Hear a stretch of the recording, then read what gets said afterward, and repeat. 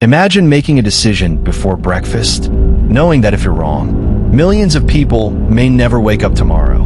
Most of us will never face a decision like that. But history isn't shaped by extraordinary people. It's shaped by ordinary people, forced into extraordinary moments.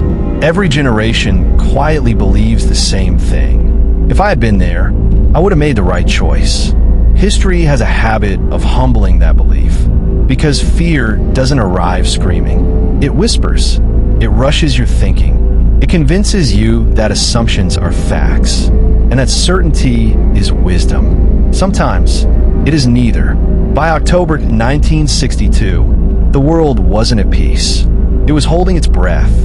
For years, the United States and the Soviet Union have been locked in a silent contest of power. Neither wanted war. Yet every decision they made brought it one step closer. Every missile built by one nation became another reason for the other to build more. The planet had become a room filled with gasoline, and both sides were convinced the other was holding the match.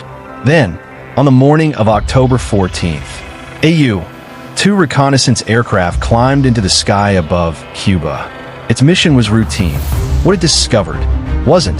Hundreds of photographs were taken. At first glance, they looked ordinary. Trees, roads, construction sites. But hidden inside those images were unmistakable signs of Soviet nuclear missile bases under construction.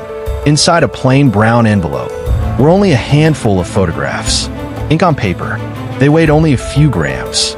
Yet they carried the weight of the world. Within hours, those photographs arrived at the White House. They were placed on the desk of a 45-year-old president, along with a question no human being should ever have to answer. Do you strike first or risk waiting too long? Because sometimes history doesn't begin with an explosion. The photographs had confirmed the danger. Now came the harder question. What do you do about it? Behind the closed doors of the White House, the most powerful people in America gathered around a table. Generals, intelligence officers, cabinet members, advisors, each one carrying years of experience, each one convinced they were trying to save the world. Yet within minutes, the room was divided. Some demanded immediate airstrikes, destroy the missile sites before they're ready. It sounded decisive. It sounded strong. Others warned that the first bomb might trigger the last war humanity would ever fight. What if Soviet soldiers were killed? What if Moscow retaliated? What if Europe became the next battlefield? Every answer created three new questions. Every solution carried a shadow. And sitting quietly at the head of the table, President John F. Kennedy listened. He wasn't searching for the perfect decision, because he knew something every leader eventually learns. Perfect decisions don't exist under perfect pressure. There are only consequences, and the responsibility to live with them.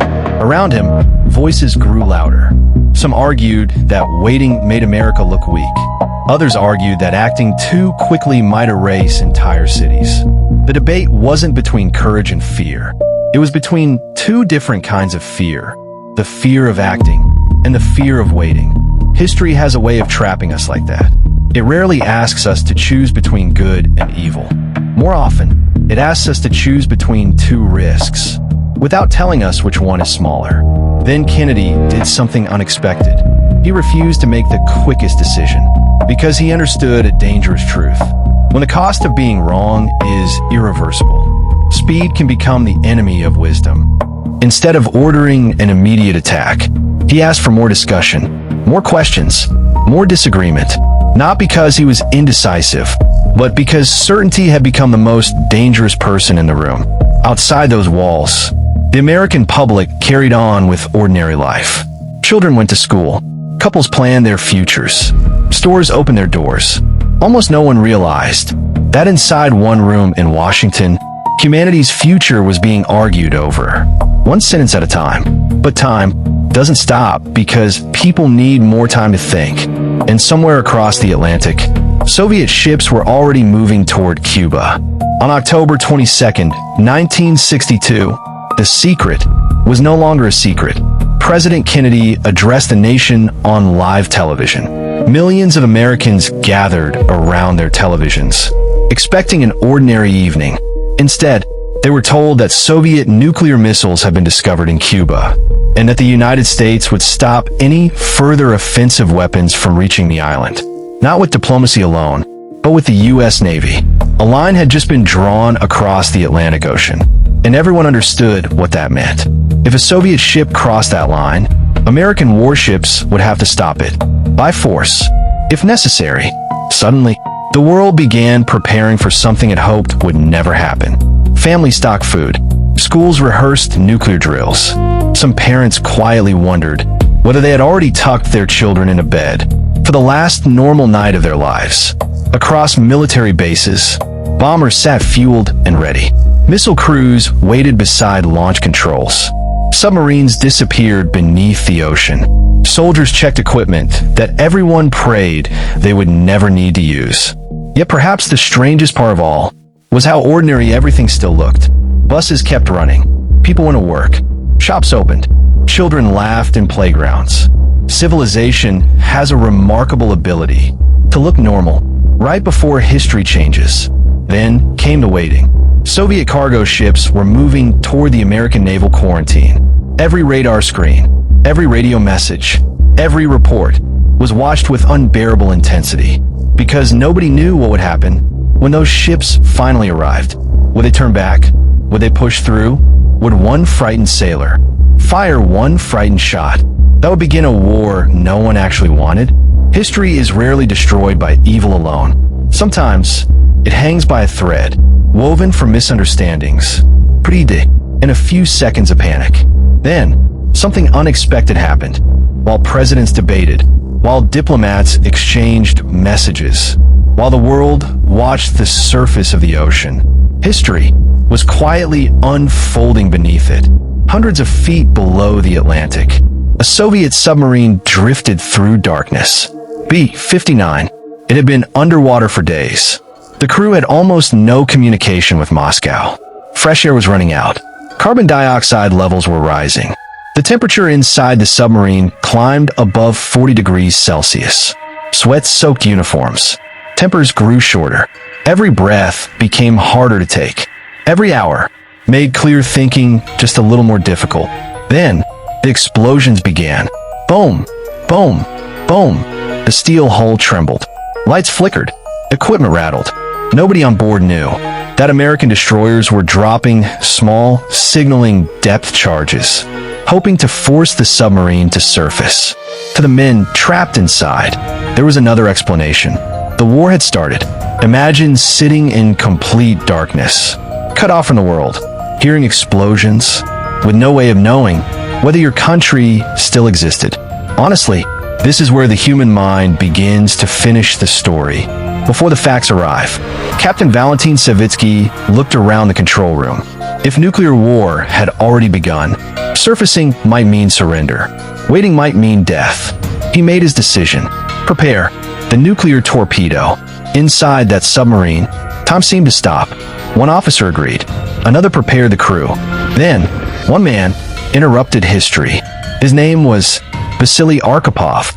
He wasn't the loudest man in the room. He wasn't the highest-ranking man in the Soviet Union. He wasn't trying to become a hero. He simply refused to mistake fear for certainty. Arkhipov argued they should surface first, confirm the situation, gather facts, make sure they weren't about to start a war. Based on an assumption, minutes passed. Every second felt like an hour. Finally, the submarine surfaced. The sky was still there. The American ships were waiting. The explosions had not been the beginning of World War III. They had been warning signals. One assumption had nearly changed human history forever. We often imagine history turning on great armies, famous speeches, or powerful leaders. But sometimes, history turns because one exhausted human being has the courage to ask, what if we're wrong? Above the ocean, the world continued to hold its breath. Neither Washington nor Moscow knew how close they had come. Publicly, the two superpowers looked unshakable, strong, defiant, unwilling to blink. But behind closed doors, the conversations sounded very different. There were no victory speeches, no celebrations, only exhausted men, searching desperately for a way to step back without pushing the other side over the edge. Then, an unexpected opportunity appeared. Nikita Khrushchev sent a message. It wasn't filled with threats. It sounded like a man trying to escape a nightmare. He offered to remove the missiles from Cuba if the United States promised not to invade the island. Hours later, another message arrived. This one was harsher. It demanded something more: the removal of American nuclear missiles from Turkey. Suddenly, Washington had two letters, two different tones, two different demands, and one impossible question. Which message do you answer? Kennedy made a choice that almost nobody outside the room knew about. Publicly, he responded to the first letter, the calmer one. Privately, his administration signaled that American missiles in Turkey would later be removed quietly. No headlines, no public bargain, no celebration, just a compromise hidden beneath the surface of history. Days later, Soviet missiles began leaving Cuba. The quarantine ended. The bombers stood down. The ships turned home. The countdown was over. There was no parade, no cheating crowds, because the greatest victories are sometimes the ones nobody realizes almost didn't happen. The world simply woke up and kept living. Children went back to school. Families returned to work. Newspapers moved on. Most people never knew how frighteningly close history had come to writing its final chapter. Peace is rarely remembered because nothing happens, but sometimes nothing happening is the greatest achievement in human history. So, what actually saved the world? Was it nuclear weapons? Was it military power? Was it politics? No, they all brought humanity to the edge. What pulled us back was something far less dramatic. A president who resisted the pressure to act too quickly. A Soviet leader who chose compromise over pride. A naval officer who refused to confuse fear with certainty. Three ordinary human beings. Three impossible decisions. One shared instinct. Pause before doing something that could never be undone. That's the uncomfortable truth about history. We like to imagine that civilization survives because extraordinary people always appear at exactly the right moment. But history suggests something else. Civilization survives because every now and then, someone has the courage to question the obvious, to challenge the room, to ask, what if we're wrong? We often think intelligence is measured by how quickly someone finds an answer. History offers a different definition. Sometimes, intelligence is the willingness to delay an irreversible decision until the facts catch up with the fear. That's why the Cuban Missile Crisis wasn't really about missiles, or Cuba, or even the Cold War. It was a case study in what happens when frightened human beings are handed extraordinary power, and what becomes possible when even one of them chooses wisdom over certainty.